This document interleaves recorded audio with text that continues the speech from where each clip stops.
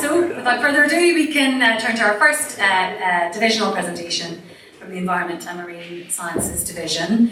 We'll welcome in a moment Scientific Director Peter Janssen, who will lead the session, followed by Dr. Suzanne Higgins on soil health and Dr. Adam Mellor on water quality in Northern Ireland. Following these talks, we'll open the floor for a few questions. If you wish to ask a question, raise your hand. A roving mic will be provided. Please tell us who you are and where you're from. That will be really helpful. So not where you're from geographically. Well, if it's relevant, you can, but no, the organisation that you're from is what I meant. If there are more than 2 or 3 questions, or the 5 minutes for the questions runs out, there is more time at the very end of the event for a panel discussion, which I will chair, so you can save them for then. But if Peter Janssen, Suzanne and Adam come on the stage. Thank you. Yeah. Thank you, Sarah. Good morning all, and thanks for the opportunity. As you would have seen in the brochures, this is about AFBI's key messages around leading, enhancing, leading, protecting, enhancing, but just to confuse you, we flipped it around and I'll be starting off with enhancing. This priority is about protecting and enhancing our natural capital that underpins everything we do in Northern Ireland, from the soil beneath our feet, which is reflected in the slide here, to the waters in our rivers and lochs, the air we breathe, the biodiversity we depend on, and the seas that surround us. Without these healthy soils, clean water, thriving biodiversity, and sustainable seas, there's no foundation for prosperity. No food on our tables, no secure rural and coastal livelihoods, and no resilient economy. And it's important to stress that this is not an either-or. This is not about choosing environment over farming or fishing. Our science is about enabling sustainability of the agri-food sector on land and at sea, and the long-term future of our farming and fishing depends on this approach, because sustainability is what allows these sectors to thrive and not what holds them back. AFBI's role is to provide the evidence that enables sustainability, not just for agriculture and fisheries in isolation, but for the whole system together. And we have unique scientific assets that make this possible. We have the Soil Nutrient Health Scheme survey data, we have our current research vessel Christie's, and a new state-of-the-art vessel, first purpose-built vessel for Northern Ireland, arriving possibly in the next 12 months, and long-term monitoring networks on our land and at sea, and some excellent modelling expertise.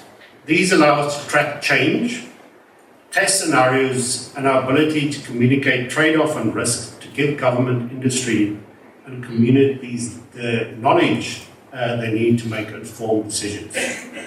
So in terms of our approach, central to this priority is the ecosystem-based approach, looking across land, freshwater, and the seas together, rather than tackling the issues in isolation.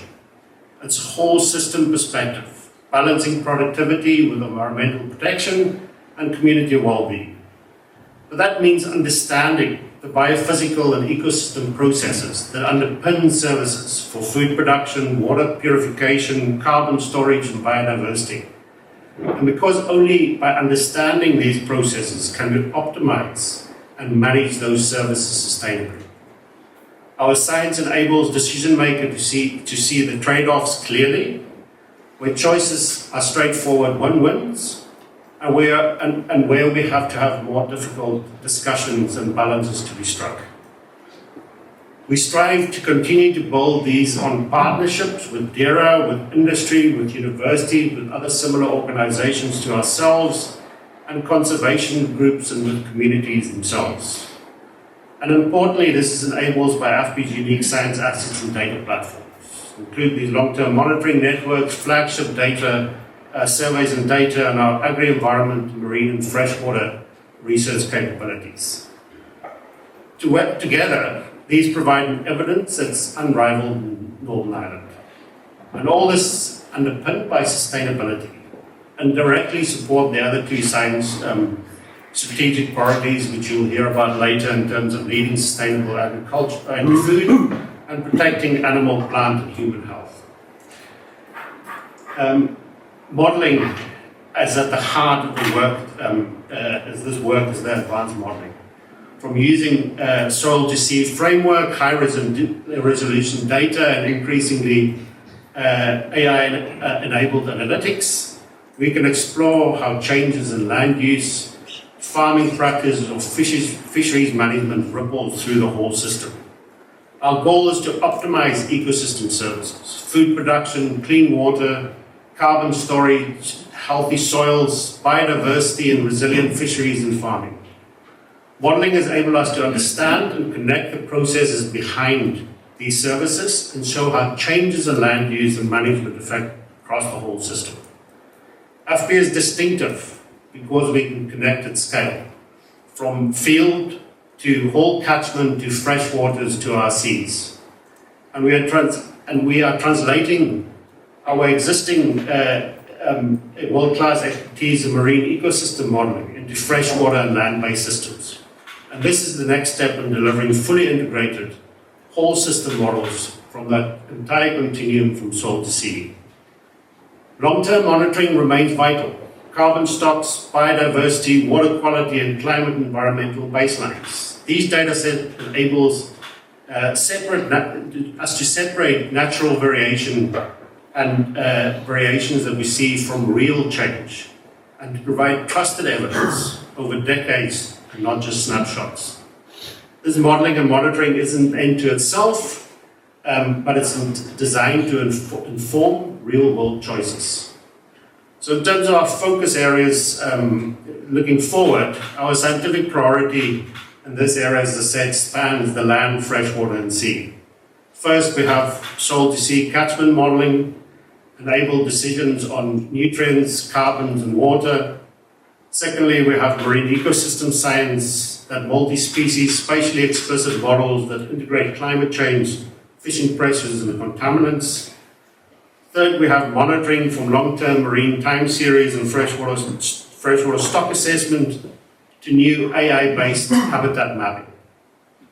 And fourth, we have our soils, air and climate evidence, tracking soil health, mapping nutrients, measuring greenhouse gases and ammonia, and investigating the soil plant microbiome resilience. And finally, nature-based solutions, including biofiltration zones, circular nutrient management to support the circular bioeconomy, and scaling nutrient frameworks. And here again, the Soil Net Health Scheme plays a central role in enabling evidence-based management of nitrogen, phosphorus, and carbons across the whole landscape. These focus areas together give government and industry the evidence to plan for both productivity and sustainability. So the science enabled us to explore trade-offs openly and communicate those trade-offs and risks between productivity and emissions, between short-term economic gains and long-term resilience of our environment and ecosystems, between local actions and wider impacts on the climate, biodiversity in our communities. And we also face what we call spatial squeeze. Agriculture, industry, conservation, fisheries, recreation, renewable energy are all competing for the same limited land, water and marine space. Our science helps to navigate those pressures and show where the real trade-off and risk lies. Our models and evidence are vital for climate change, supporting both adaptation and mitigation. On land, that means nutrient and carbon strategies. At sea, it means helping fisheries adapting to shifting species and warming seas. And this work connects directly to the other two priorities in terms of sustainable food production or food systems, depending on healthy soils and water, while protecting health depends on the same ecosystems. Finally, evidence alone is not enough. The challenge is to use the evidence to influence behaviours, inform policy and build trust with industry and community. The impact of our science, what difference will our science make going forward? Our evidence base supports Northern Ireland's climate and biodiversity targets, providing data that enables credible strategy. Catchment coast models are guiding water quality restorations and nutrient management. Marine and freshwater stock assessment securing fisheries and aquatic resources for the future. Cleaner water, healthier ecosystem, all translate into improving well-being for our communities, and that concept of resilient ecosystems that are much better state to deal with what we as humans or the climate throw at it. And AFBI's role as a trusted scientific partner is central, giving government, industries and communities the assurance that decisions are grounded on sound evidence. In terms of looking ahead, the strategy is, or this strategic priority in particular is ambitious, but it has to be. This is about building the future for Northern Ireland's people, enjoying clean air, thriving biodiversity, safe and plentiful food, and resilient rural and coastal communities. And it's about sustainability as a win-win, where farming, fishery, industry and environment all thrive because we manage this whole system wisely. From soil to sea, AFBI Science equips government, industry and communities with the evidence to achieve sustainability, working in partnership to secure the future for Northern Ireland. So evidence that enables sustainability. And on that note, I'll hand over to Dr. Suzanne Higgins, that's going to go into a bit more detail about our soil science and going forward in terms of soil health. Thank you.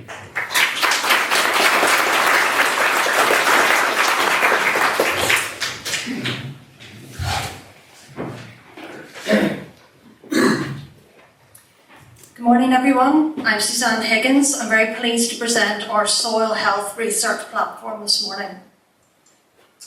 Okay, so in AFBI our goal is to protect and enhance soils across Northern Ireland.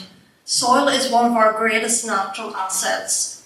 It's a living, functioning ecosystem, it sustains crop growth, it filters water, it regulates our climate and it enhances biodiversity.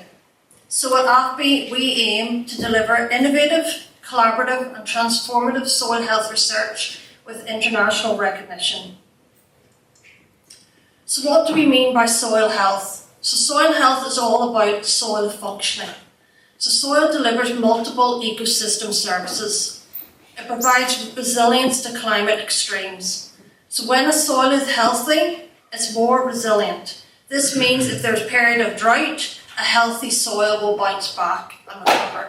If there's a period of flooding, a healthy soil will be able to recover and bounce back and be sustainable long term.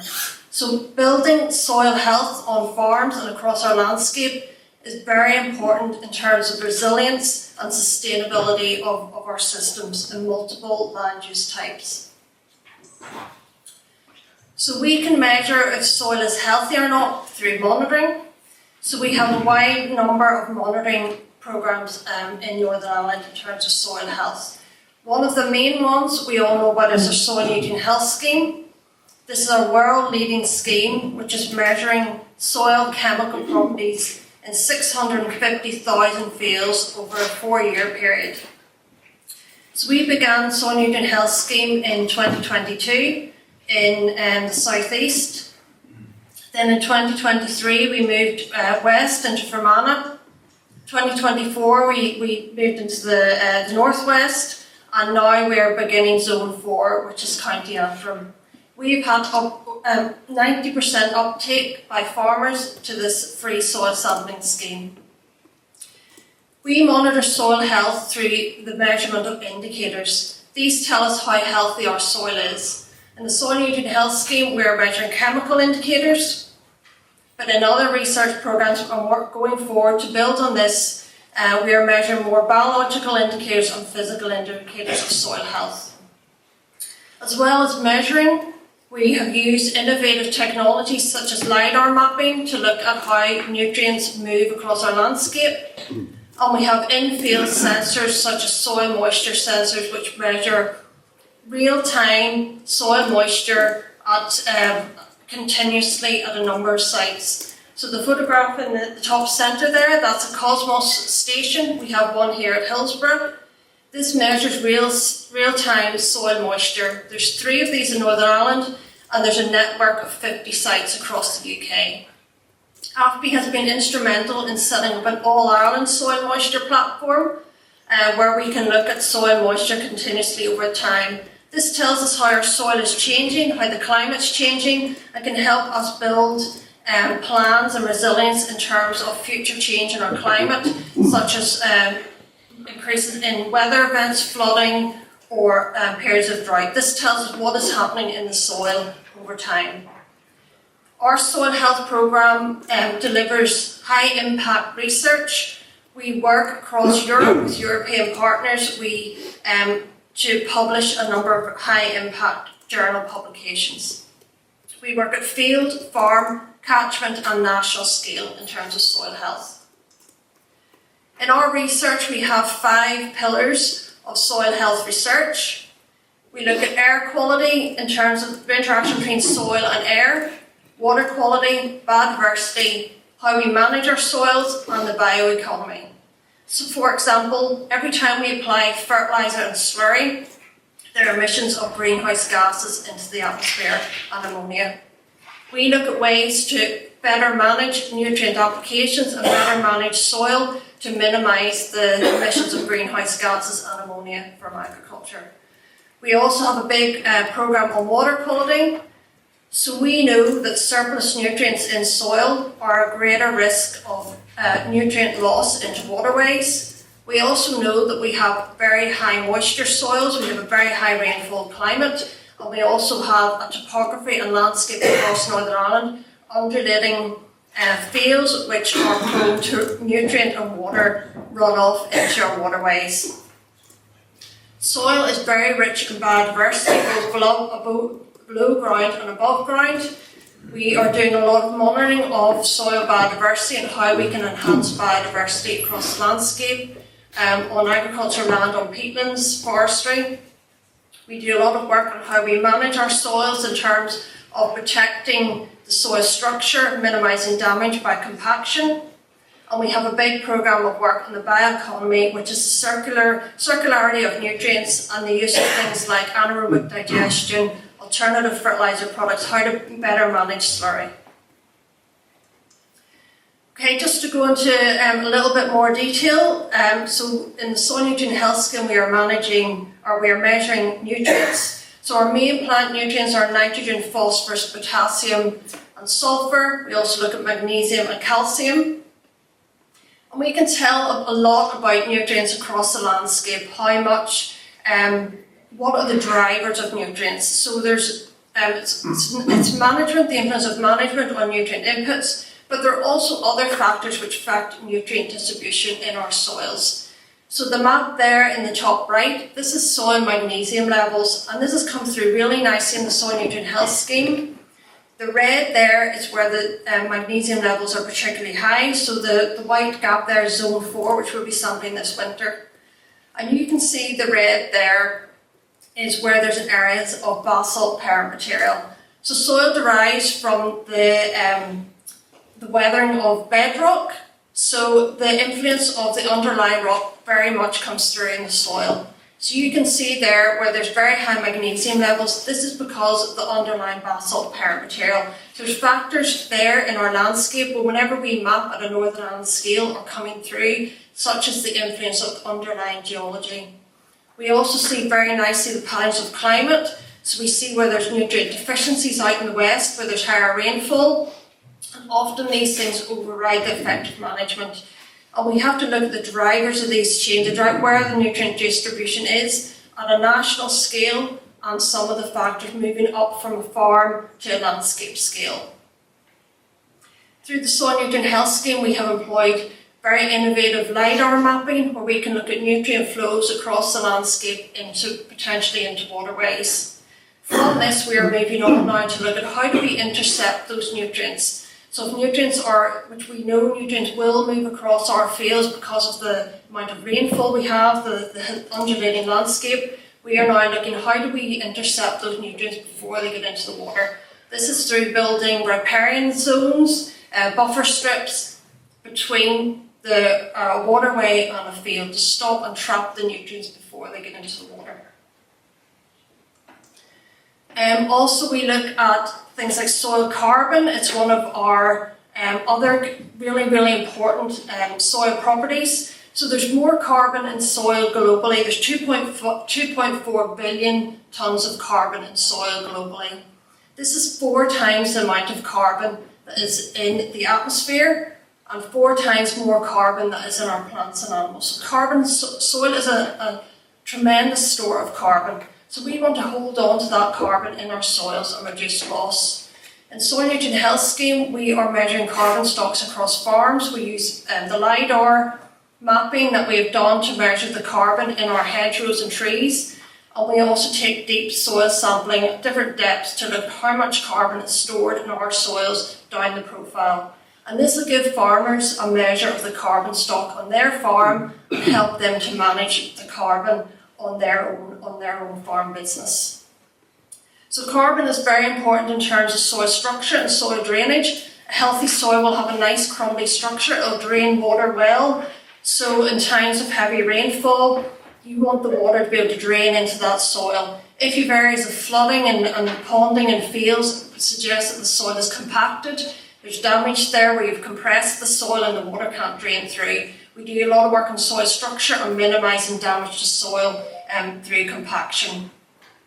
Going forward now, we have a plan to look at emissions of carbon from soil, particularly our peatlands. We are we have project planning now to look at investing in a number of flux towers on our peatland sites to look at losses of carbon from our peatlands. And we also do work such as look at different grass species with deeper roots, and this will all improve soil structure. In terms of soil biology, so soil biology is tremendously important. Soil biology is one of the things that's going to react first to any kind of stress in the environment. So a teaspoon of soil contains more microorganisms than there are people in Earth. It's full of life. A lot of this we can't see. You can only see it under a microscope. But there's billions and billions of soil microorganisms there constantly changing, releasing nutrients, reacting to changes in moisture content and soil pH. All very reactive, really important in terms of providing nutrients for crop growth. So our soil biology reacts to any kind of chemical inputs such as fertilizer, pesticides. So we're monitoring soil biology through advanced laboratory techniques, but we're also now looking at what way could a farmer measure their soil biology. So we also look at introduced and research on simple measures of assessing biology on farms that can help a farmer manage their soil health better. Okay, just to sum up then, so going forward, our soil health research is very much looking forward to technology, new innovation in measuring and monitoring soil. We firmly believe in a sort of a platform where we're looking at the physical, chemical and biological soil health all together. They all interact, they all affect one another. We're interested in looking at building our LiDAR work, looking at drones, in-field sensors, new technologies. We very much look at what is becoming available for real-time soil monitoring and future measures such as things like changes in fertilizer products, pelletized products, different sources of nutrients and how we apply them to soil. Okay, thank you very much. Happy to answer any questions.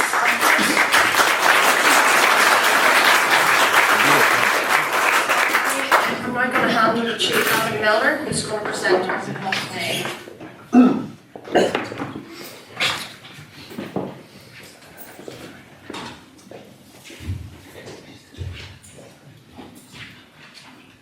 Thanks, Suzanne, and thanks for bearing with me. I'll try and be as brief because I'm sure there's a lot of fatigue on the news around the lockdown and some of the information and indeed the misinformation that's out there. So I want to focus on the work that the fisheries and aquatic ecosystems does, just delivering science, delivering unbiased, transparent and clear data, and what we also are intending to do in that sphere. So on top of our sort of lab facilities in Belfast, we've had the research ship mentioned, and our lakes team, which is led, I've put Yvonne's name up there by Dr. Makalani, continues a very long and thorough time series of monitoring for Loch Nays. So it's a system that's well understood. We know a lot of the drivers, and we know a lot of the potential solutions that we have to try and implement. So the focus is today, is it this button here? Is Loch Nay for me. I'm a marine scientist, and I never thought as a young scientist underwater poking animals I'd get to work in exotic locations where research treatment works or visiting farms. But understanding and connecting the drivers to water quality is actually, we're at a point now where we're getting quite good at it. There's always more to do, we accept those caveats, but producing those facts and relating those into impacts is something that we're very keen to achieve. So that's really is part of our strategy, is to try and bring this data to the fore to influence management. And we know there'll be compromises, economic and societal and cultural. So you can see here, there's a list of some of the other features that are happening in Loch Nay. That you'll have heard a lot of them on the news. And really they're symptomatic of a system that's been under pressure for decades, probably a century really, as nutrient pressures largely have forced the issues there. Yvonne's team produces this clear, unambiguous data on the nutrient loads to Loch Nay, but it's also documenting things like the climate change impacts, the invasive species, and things that we don't yet have management solutions for. So the signs of ecological vulnerability have been reported before this latest episode of the toxic cyanobacteria have appeared. And it shouldn't be a surprise, as the pressures are well known and quite well validated. I could describe Loch Nay in some terms as a cocktail, where we've created the ingredients. It's what we allow to escape in there from the various sources of contaminants, of nutrients and other things. And it's a rather distasteful and murky green cocktail at the moment.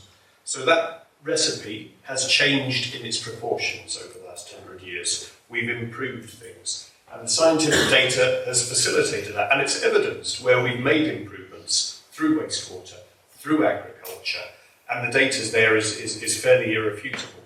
But we haven't done enough. So we are at a stage where the science needs to improve our confidence, make sure that we're not quibbling about the detail, and allow us to understand how to affect change. That's one of our most important things. Our science, in common with that global experience, would indicate that managing nutrient loss to the aquatic environment from all the sources has to be our primary solution. So we have that data that shows that a positive impact of investment can make in this thing. And with that science, we can be more confident about some of the potential outcomes. So we're currently not living sustainably within our environment. And my objective is to try and provide the science, provide the data that will allow us to make these compromises, these adjustments and these changes to become more sustainable. Water quality is key to human welfare, to ecological welfare, to economic welfare, and I think we've recognised that indeed quite a lot of this has already been spoken of by Peter, Jan and Suzanne. So our ability to deliver environmental, agricultural and water resource information and to bring those together with AFBI is quite unusual, it's quite unique as an organisation, and it should help us really to achieve a good balance. And what we need to do there is to be able to interface that with the stakeholders, to have a look at the consequences of different scenarios, of things that we can try and do different societally, and evaluate their impacts and their benefits that we can provide.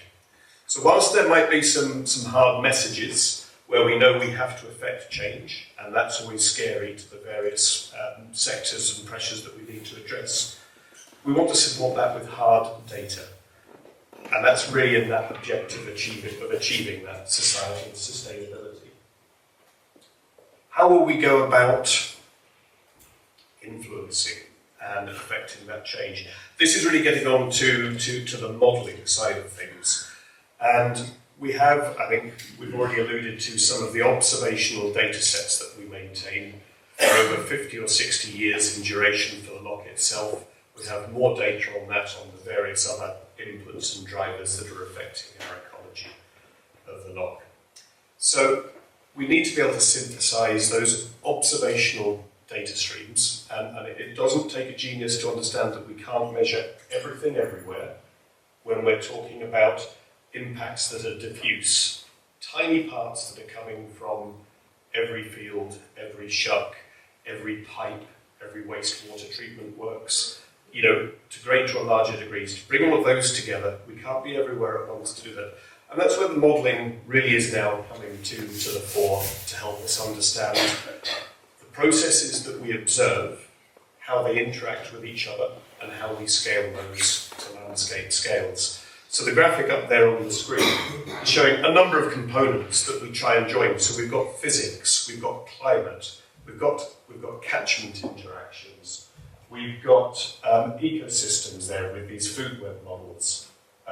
We're quite specialised in understanding the interactions of shellfish, which is very relevant to the zebra mussel problem that we had in Loch Ness. And we've done a lot of work with NI Water over the years in terms of understanding their inputs and how to connect those to the landscape, so we can understand probably our two key areas of our diffuse sources across the landscape and our point sources from the wastewater sector. So this capability and approach allows us to assess the effectiveness of mitigation measures before they're implemented. One, will they have any effect? And then also to understand what the consequences of those are.